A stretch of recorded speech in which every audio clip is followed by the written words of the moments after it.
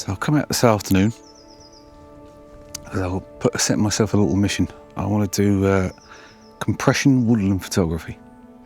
After the, I'd say success of trying out the Tamron 28-200 last week, I was quite happy with how those, the sharpness of those images. I really just tempted to tempt myself, tempted to try out some compression woodland photography. Now, as I say, now that I've got that lens and it gives me that extra reach and that ability to compress woodland scenes, I'm itching to try it. So I've said to myself, I set a rule, nothing wider than 50mm, so everything will be shot 50mm and on. And I've got to compose of 2 or 3 images using that rule set. And I'm intrigued to see what I can pick out. It's not something I've ever done a hell of a lot of in the past. So when you look into it and you read into it, a lot of people recommend for woodland photography a 70-200mm lens. So I'm intrigued to see what the pizzazz, what it's all about, to see if it's something that I would enjoy. I've wanted more reach, as I've said repeatedly for a long time now, and now I've got the more reach. I'm intrigued to give it a try and see what it does for me with my woodland shots. Unfortunately, everything's very, very green still. I say unfortunately, but there's no real colours to pick out at the minute, like there will be when autumn comes. But things have started to turn, because it's been so dry and we haven't had much rain. There is trees about that are looking, I mean, unfortunately, I think it means that the leaves are dying off because, of course, they haven't had enough water, but still, they're turning in colour. So maybe, hopefully, I might be able to pick a few shots out like that. But otherwise, yeah, I'm just gearing myself up for my autumn woodland project. And what would be the word? Refining my technique, possibly. Anyway, I'm going to wander off and see what bits I can find, and then once I pick something out that I quite like, I'll get you guys behind the camera with me and we'll have a chat through. So I'll catch you in a little bit.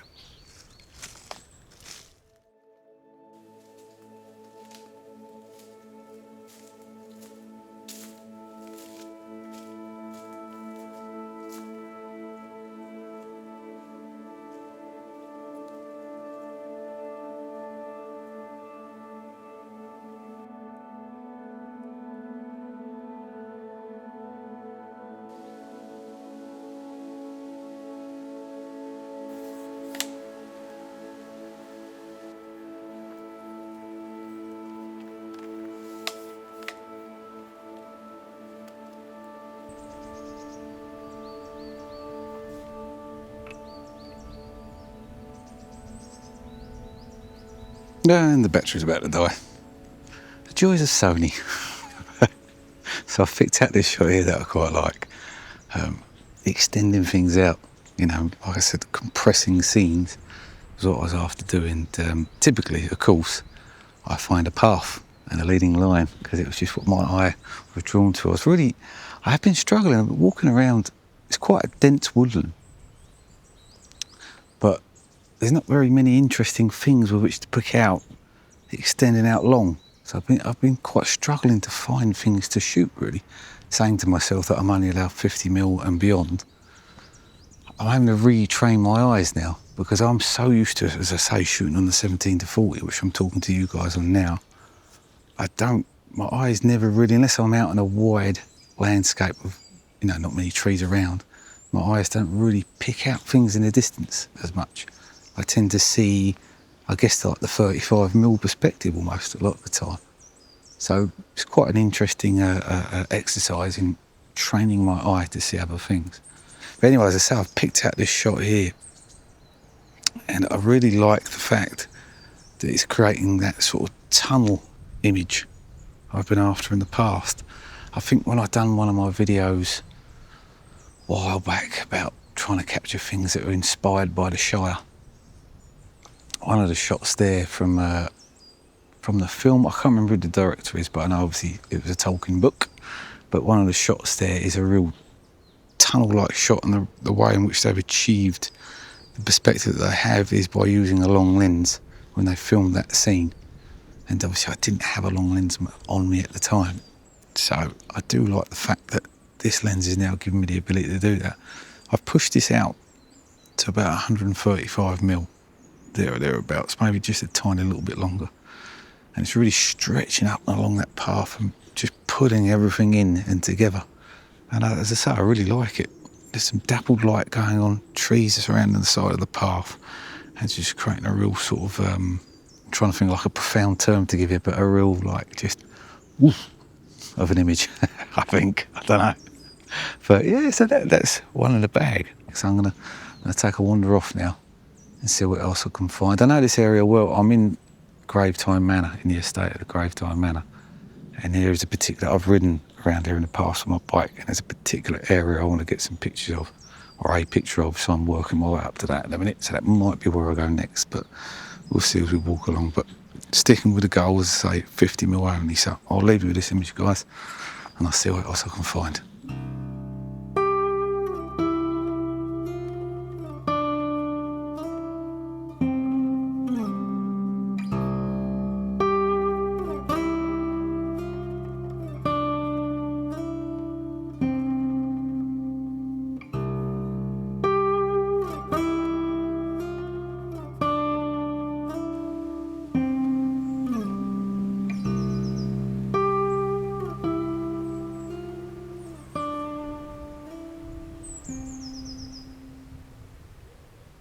I think I've got myself a bit lost here. This route has not gone where I expected to go at all. There's a bit here where it looks quite, or around this area somewhere that I've ridden in the past, and it looks quite like American redwoody, if you will. And I was looking for that, but this doesn't seem to be the right direction for that. Oh well. Anyway, I'll keep looking. Yeah, retraining my eye, as I was discussing a moment ago. It's definitely something I'm trying. It's interesting to do today, because I usually, like I say, everything I tend to shoot is like between 24 to 40mm. So my eye, I think, has got used to picking that sort of perspective out of the landscape, you know, as you wander around. But getting things out of the distance, it's not something I'm really used to doing. Sorry, my arm's killing me. Why does my arm struggle so much with that? Yeah, getting things out of the distance is not something that I'm used to usually doing. And I suppose you look for different types of pictures, I guess. I'm like, I have in my head, I guess what you call almost like the vista shot, but in my mind it's like the human perspective shot, when you walk along and what you can see. But I do like a lot of the shots that I see people take where they have picked things out of the distance. But I'm trying to get myself used to doing that, and I suppose it's different sorts of things that I'm looking for. So rather than the typical sort of a landscape shot that I feel tells the story of the place, it's more not finite, but more intimate details really to pick out. And on a day like today, where everything here is really green and the sun's light is really harsh, I suppose that's quite a good thing, I guess. I don't know. I think, although I'm really struggling. I'm not too sure. I might have to watch some videos of people doing it and just see what sort of things they try and pick out or look for as they wander around with a longer lens on. I mean, this thing does 28 to 200, so it covers a lot of bases for me. But yeah. Anyway, I'll have a wander and I'll see if I can find something else, and I'll speak to you guys in a little bit.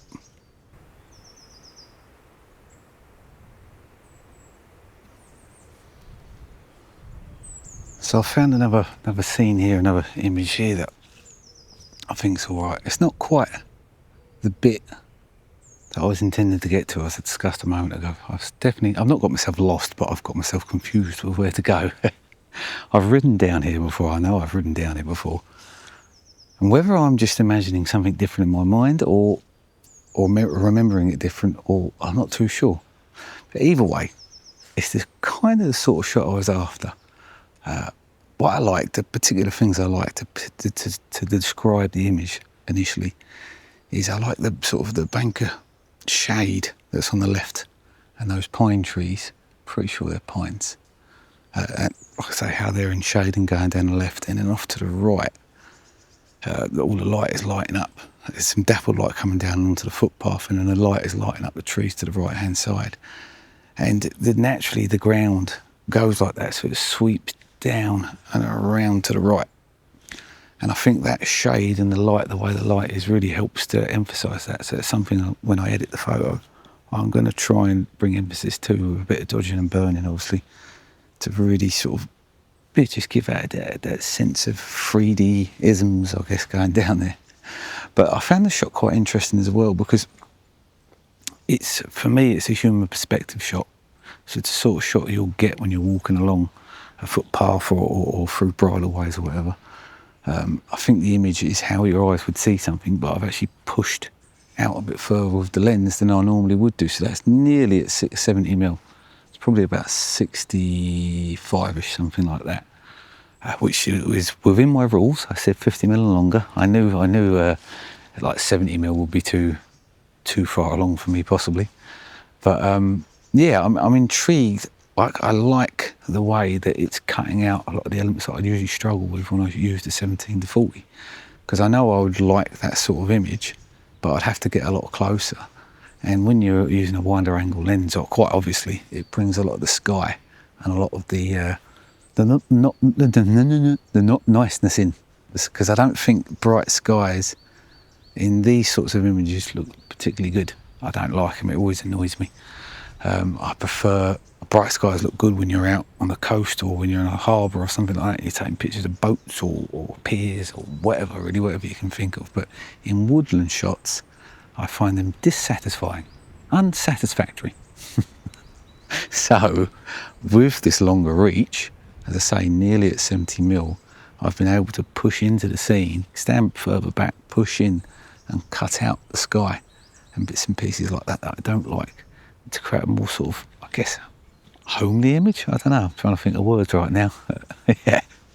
So I'll see how that one comes out. I'm interested to see. It's not quite the area I wanted to get to, but I do all the same think it's quite a nice image. Given that, you know, with the way that, although I'm loving the sun, I think we're having a very good summer. Obviously we could desperately do with some rain, but summertime and landscape photography don't generally mix too well. So I'm quite, yeah, I think the longer lens is giving me the ability to pick some things out more. So anyway, I'm going to stop babbling. I'll leave you this image.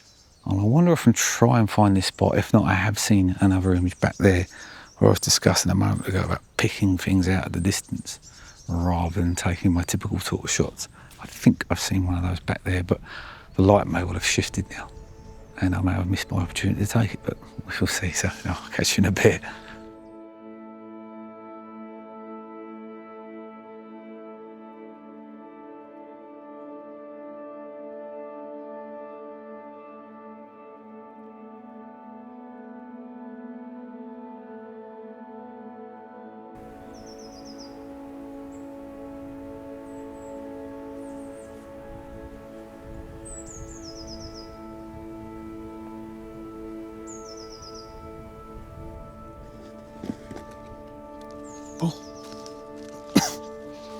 I'm getting attacked again by foliage. Oh, my ankles. So this was the spot I was talking about that I found earlier, which sort of I saw in my eyes give me a bit of a different picture to what I usually get. So I'm usually quite, as I say, human perspective for the photos that I take. But this particular shot, I don't know, as I was walking down earlier on my way to that other location, I found, you know, this just caught my eye. As I was walking along, I had the thought in my head, I was like, I need to look beyond what it is that I usually picture, you know, what I'd usually see and what would usually capture me. I need to look beyond that and try and find details that I find interesting. And I saw this scene here, where the light, they've got lots of like leaning trees and bending branches and stuff like that, and the light is just dappling in across the scene, you know, so it's creating quite an almost ethereal looking shot. And I was intrigued to give it a try, to see what I could do. So I've pushed out, I'm pushing out to around somewhere between 100 and 150 mil. And I'm going to get that up high to be able to picture that, get that framed up how I want it. I really am, I'm cutting out all of the what would be the foreground, so the ground. I've cut all of that out, and I'm just getting a picture of like the mid range of the trees, if you will, you know, so no stump, no base, just a mid range to try and frame that light as it dapples through the trees. And what really intrigues me as well is to see how the far distance looks, you know, what's in the background looks, because there's some trees off there in the distance that are getting lit up by the sun as well. I'm just, yeah, to see what the compression and what the perspective does really. It's not something that I'm used to usually taking a picture of. So I'm always more, I keep repeating myself, but I'm always more human perspective than I am solitary things that are in the environment, you know, or isolated out of the environment. I'm keen to see how that comes out.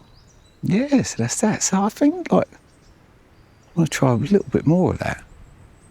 It's helped me today just because, I don't know, it's nice to pick some different types of images out and add those to my sort of collection rather than the typical shots, because I think I probably would have ended up coming here and taking 3 or 4 pictures of paths, because it's the only way I could find anything interesting to pick out of the environment, being that it's now a very blue sky day and everything is incredibly green around me. Although it's lovely, it's not always the most photogenic, but yeah, I'm gonna end that video there, guys.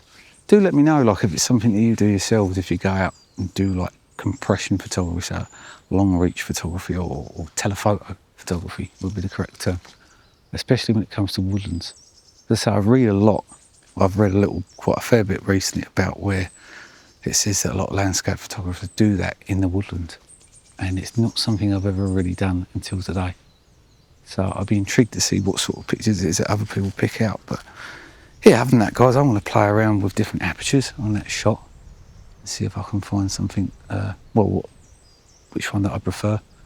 I'll say thank you very much for watching, guys. I'll leave you that image and I'll catch you all next time. I hope you're all well. Thank you.